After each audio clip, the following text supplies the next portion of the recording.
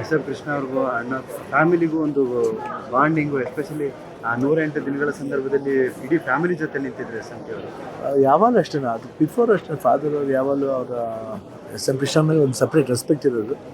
ಯಾವಾಗಲೂ I think ಅವ್ರು ಯಾವಾಗಲೂ ಹೇಳೋರು ಈ ಥರ ಒಂದು ಸೊಫಿಸ್ಟಿಕೇಟೆಡ್ ಸಿ ಎಮ್, ಇಲ್ಲಾಂದರೆ ಒಬ್ಬ ಮನುಷ್ಯ ಸೊಫಿಸ್ಟಿಕೇಟೆಡ್ ಆದರೆ ಹೆಂಗಿರ್ಬೇಕಂದ್ರೆ ಎಸ್ ಎಂ ಕೃಷ್ಣ ಅಂತ ಇರಬೇಕು. ಶಿಸ್ತು ಅವ್ರು ಮಾಡೋ ಕೆಲಸದಲ್ಲಿ ಇರ್ಬೋದು.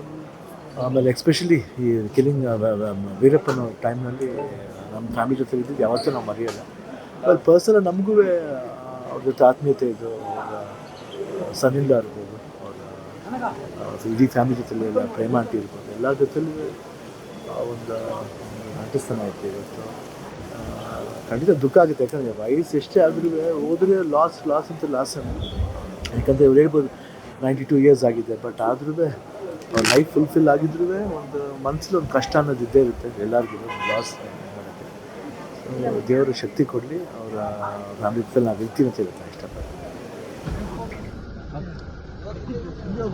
ಹಿಂಗೆ ಹೋಗ್ಬೋದಲ್ಲ, ಅಲ್ಲಿ ಮುಂದೆ ಜಾಗ ಇದೆ.